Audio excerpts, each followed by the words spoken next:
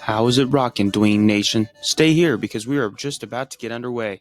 In the meantime, please like, comment, and subscribe, and ring the bell for notifications. We put out weekly sports content, and we want to continue to build up Dwayne Nation and the brand that is Dwayne Sports. Thank you all, and enjoy.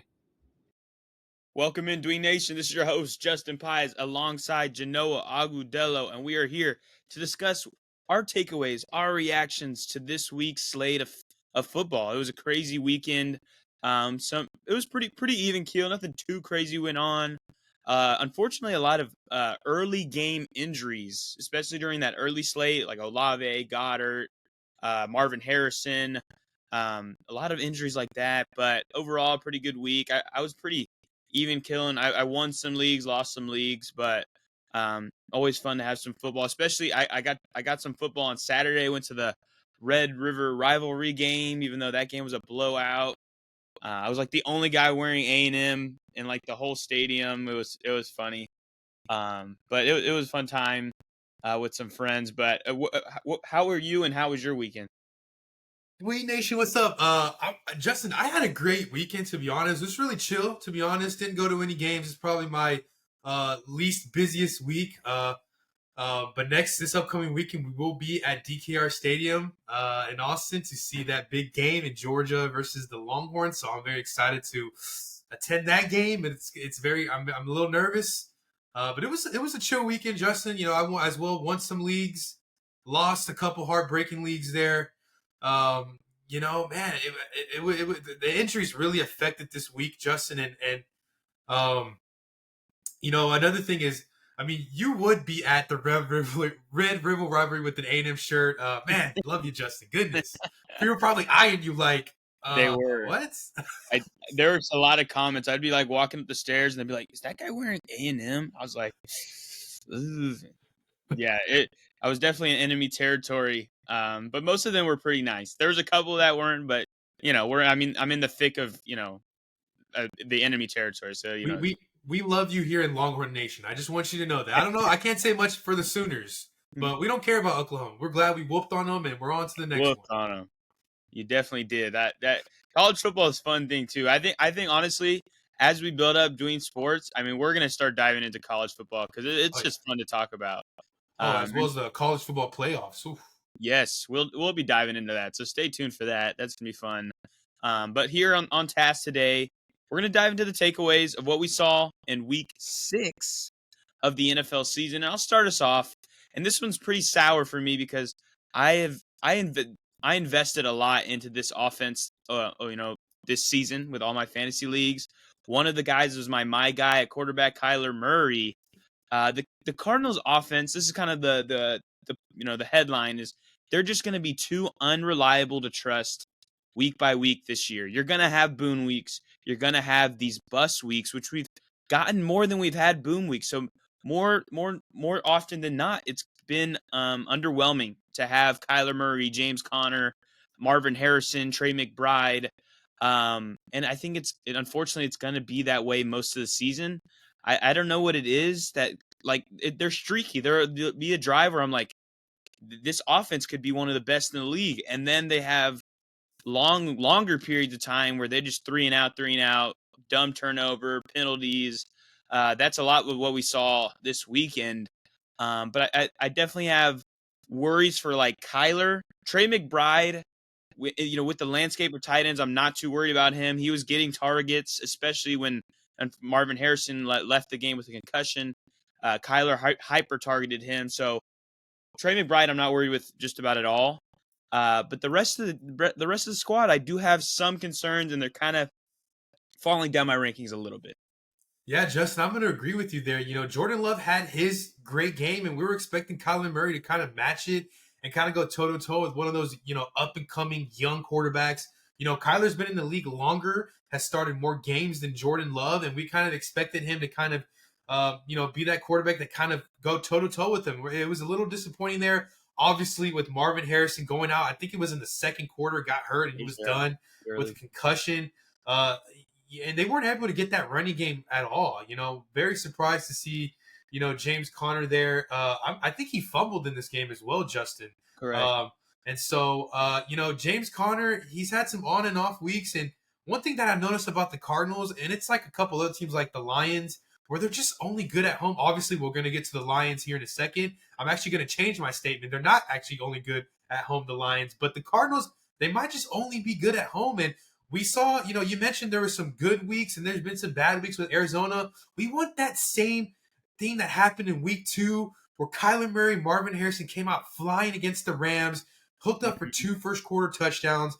And now it's just not even a thing, though. One thing that I would like to mention, Michael Wilson did score a touchdown, and that is a guy they have to get involved in his offense with or without Marvin Harrison in the lineup. They have to. Yes, Trey McBride is his number 2 target when Marvin's playing, but they got to go to guys like Greg Dortch and Michael Wilson. I like this guy, Michael Wilson, but he only had 4 targets in this game, and I think he needs about 7 to 8, Justin. He needs to be their Godwin. The way Tampa is using Godwin right now to Mike Evans, that's exactly how Arizona has to mirror it. I really like Michael Wilson. He's a young cat. If they can just get him, the football, and I think this team, this offense will be better fantasy wise. And one last thing I want to mention, Justin, Kyler Murray's rushing stats is a little low for my liking. He is one of the best rushing quarterbacks in the league. If you want to make a list with obviously Lamar at 1, Justin Fields, maybe like a Josh Allen or Jalen Hurts, Kyler Murray is among, the top rushing quarterbacks in this league. And I feel like they need to kind of open up some rushing plays for him. He is very quick. He has quick feet, probably one of the quickest feet I've seen. And I think that this offense needs to build running plays for Kyler Murray. Because I feel like 14 rushing yards, it's not going to cut it. This offense needs a lot of Kyler rushing yards. No, yeah, I completely agree. And looking down the line with their schedule, it's pretty even. Like there's some tough ones, there's some hard ones, so it's not like nothing too bright to look towards. And it looks like they've been like needing to be at home and also having good matchups. So we'll see. What do you have as your first takeaway? Well, Justin, one of my personal game of the weeks was actually the blowout of the week, Justin, and it happened in Dallas. And oh boy, where do I start with this game? Okay, first of all, I want to say the Lions might be actually the best team in the league, which, Justin, I call dibs for this upcoming week 7. My game of the week will be Minnesota and Detroit. So you might have to find your own, Justin, okay? I need to have this I have to have this game of the week. Minnesota home with the Lions next week. That is Genoa's game of the week.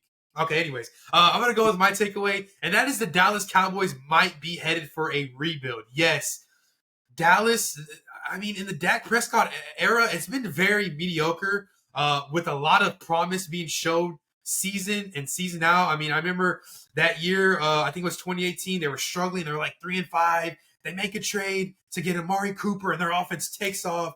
They win a playoff game, and we're thinking, oh, man, here we go with the Cowboys. And then a few years, later, they got to have another underwhelming season in 2019.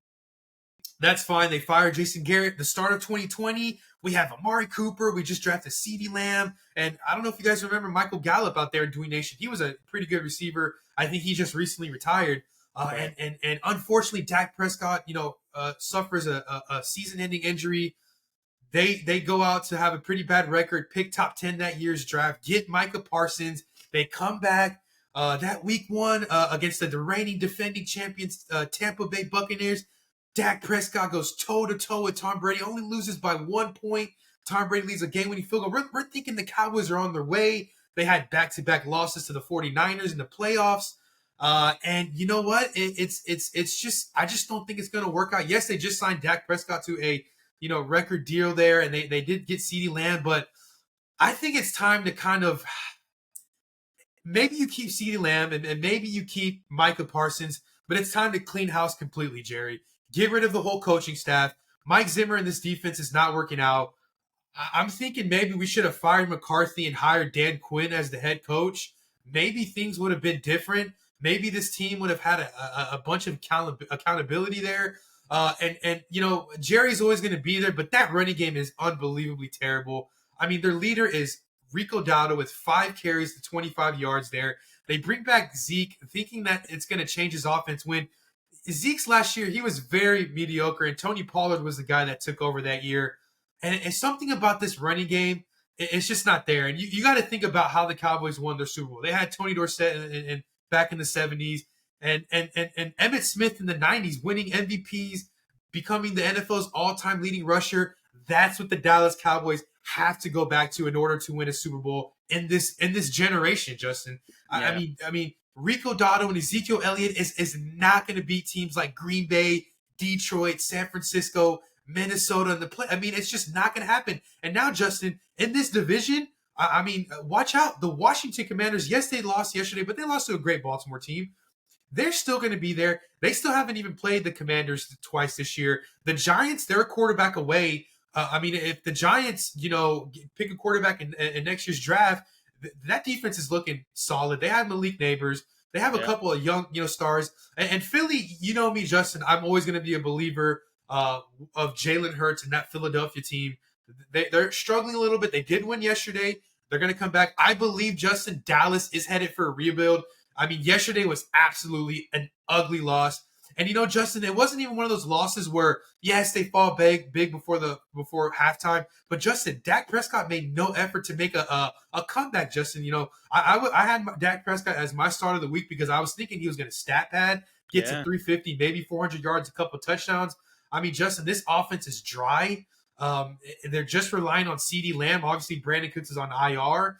CeeDee Lamb had 14 targets, and Jake Ferguson, their second best pass catcher, only had 4 targets, 3 catches for 11 yards. Justin, that's not going to cut it if you want to make a run in that NFC East.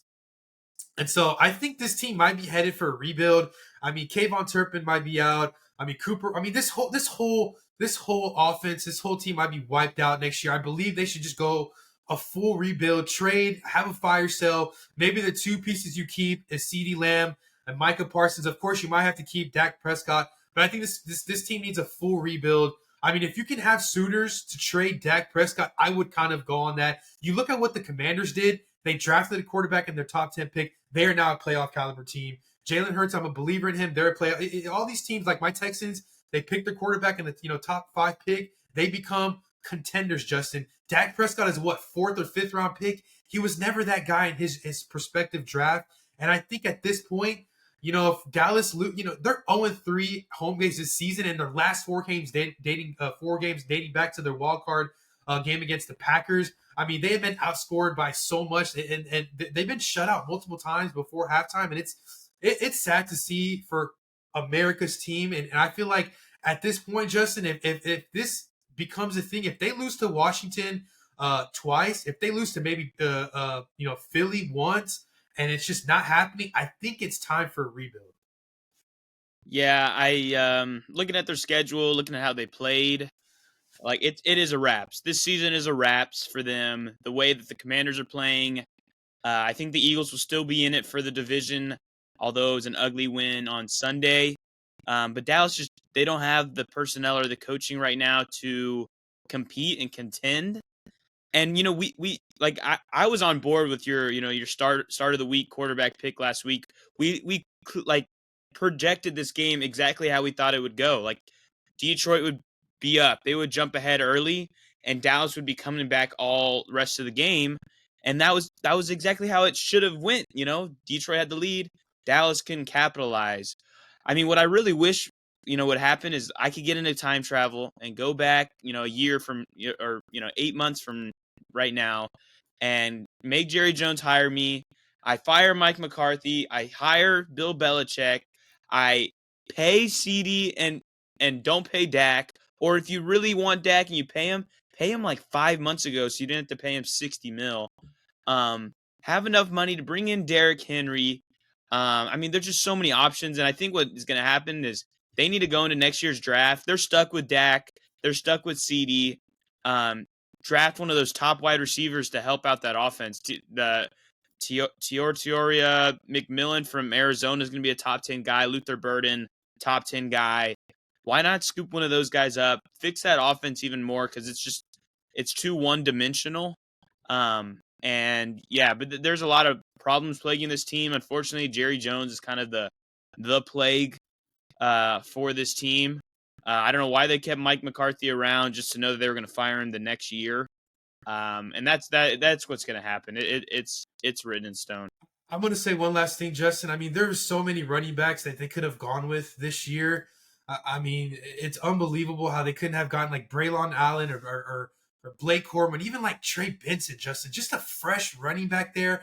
When they had the number one seed in 2016, they had, a prime Ezekiel Elliott leading the league in rushing yards.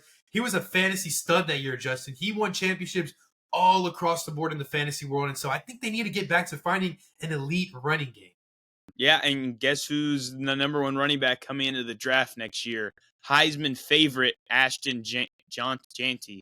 I mean, that's perfect. I mean, that is right down the line what you would want a workhorse back to kind of fix the clear problem that they're facing. But I agree. It's a wrap for 2024. My next takeaway, you kind of foreshadowed it talking about the Buccaneers earlier, and it's about Chris Godwin being a clear top 5 wide receiver rest of season.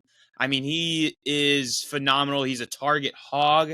And any game where Mike Evans is not the feature, Chris Godwin's going to be a top 5, like a top 3 wide receiver, as we saw him be the clear wide receiver 1 on the week. And even weeks where Mike Evans does well, Chris Godwin has such a high floor where he, to me, any week is not going to be disappointing. And, in the offseason, candidly, I thought with, Dave Canales leaving, Tampa Bay's offense would regress, but it has not. They've been on fire, 51 points this week, and Chris Godwin is the staple and the headline that people need to read into. You can't trade for him in fantasy leagues, and if you have him in fantasy leagues, be ready to ride it. Ride the hot hand rest of the season. The only thing that would ever stop him is knock on wood injury, and so hopefully nothing like that happens. And he just has a great season. It's been a while. He had that breakout year in 2019. And then it's been kind of plagued with injuries and throughout his Tom Brady era, unfortunately. I mean, obviously they won a Super Bowl, but he didn't have like that star. It was Mike Evans kind of being the star and Chris Godwin being the secondary piece. But now Chris Godwin has elevated himself and is a clear top 5 receiver rest of the season. Yeah, Justin, honestly, one of the misses I had in these fantasy drafts, was not picking Chris Godwin at all. I think I have him in one of our leagues that we did with Jess and JoJo and his friends, that last draft we did on opening night. But that's about it. I don't think I have Chris Godwin in any other leagues, and that was a big miss, Justin. 13 targets yesterday against a tough Saints defense. 11 catches for 125 yards. Oh, and he scored 2 touchdowns there.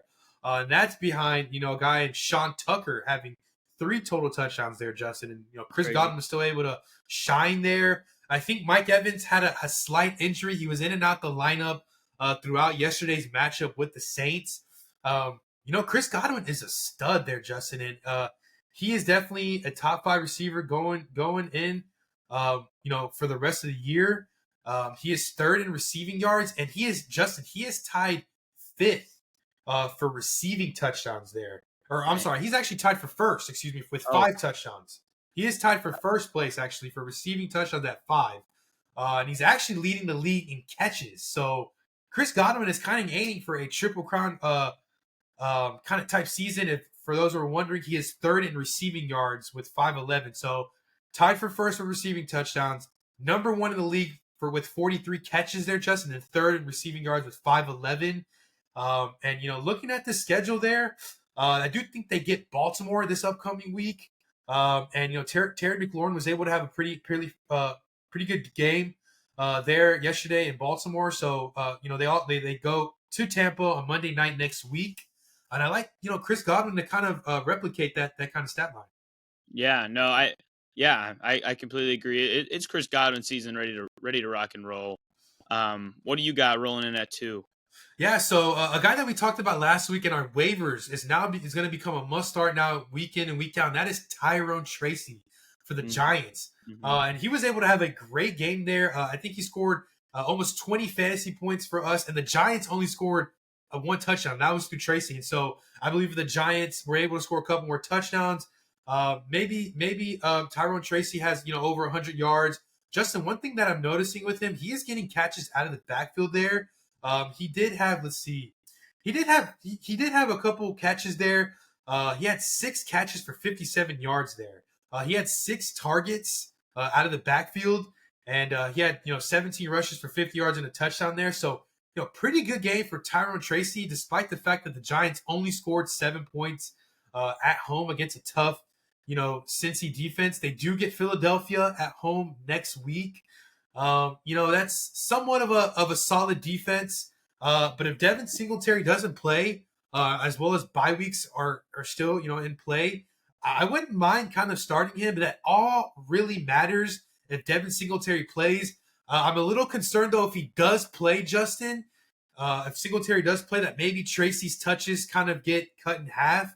But if Devin Singletary kind of continues to perform at a mediocre, kind of lower tier level, then I'd like Tyrone Tracy to kind of take off for the rest of the year. He's a stud. I mean, the eye test, he is very physical, very fast. And he gets you catches out of the backfield, though. Kind of reminds me of Rachaad White a year ago, kind of taking off at the end of the year. Obviously, Rachaad White isn't performing at what we like to see it now, but I do like Tyrone Tracy going forward. No, I think Tracy has been kind of one of the bigger surprises. I mean, obviously he was a 6th-round pick, I believe, out of Purdue. And I mean, he got the opportunity, and I think he's going to run with it. I do think right when Singletary comes back, it might be a committee as part of it. But I think as we get to later, I know we're already at week 6, but once we get to maybe week 9 or 10, I think Tracy might become the full lead back, or at least the clear 1A, getting 60 to 65% of touches, which would make me happy in fantasy. Obviously, it won't be like it was these 2 weeks, but I think Tracy is in line to be a guy that you need on your roster rest of the season.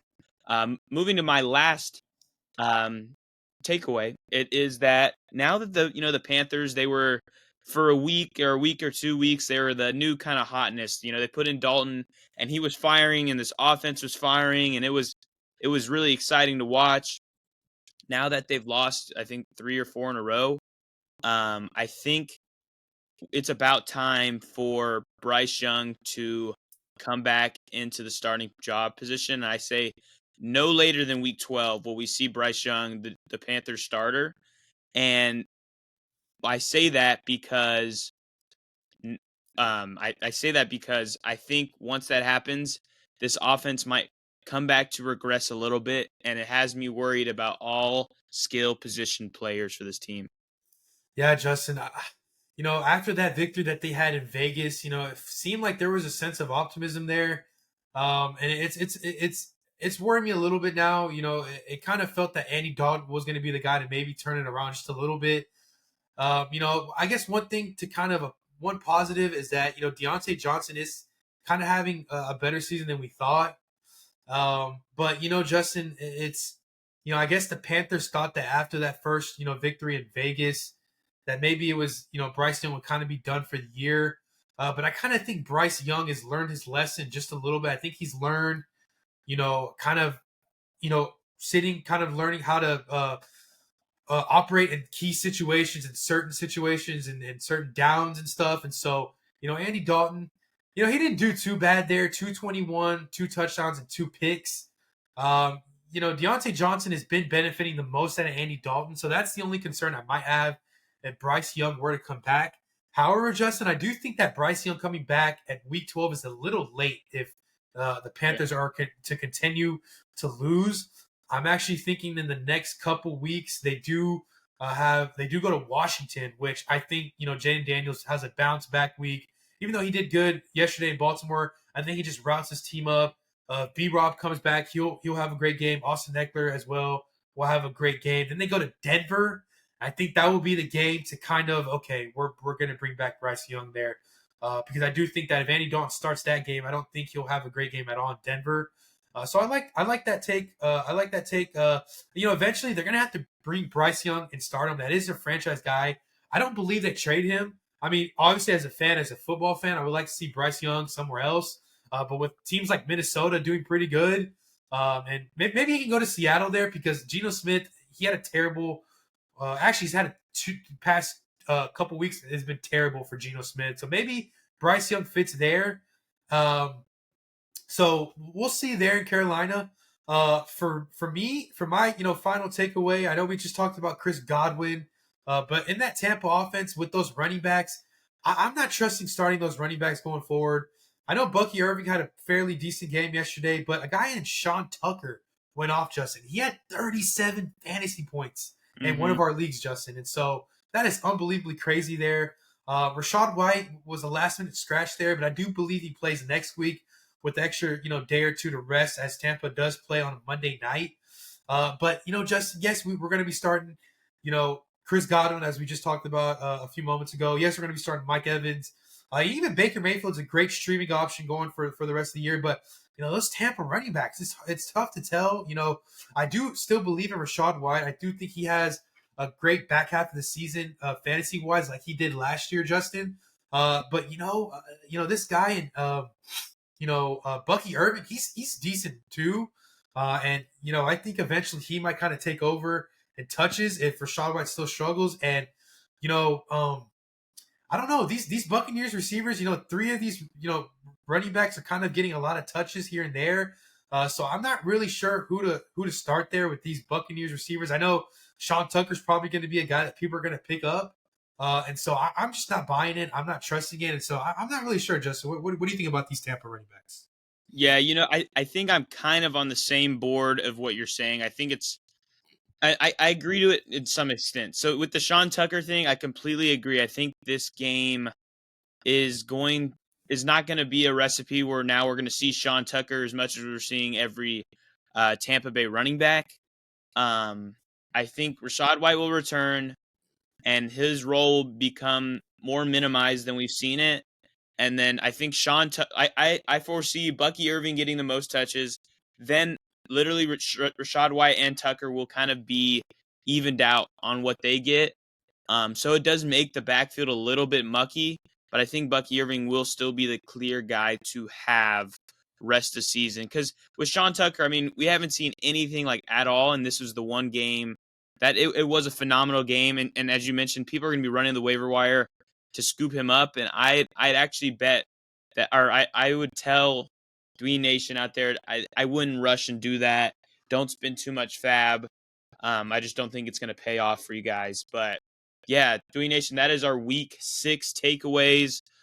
Super fun episode to do. There's a lot of things that happened in week 6, and now we get to look forward to week 7 and the rest of the season.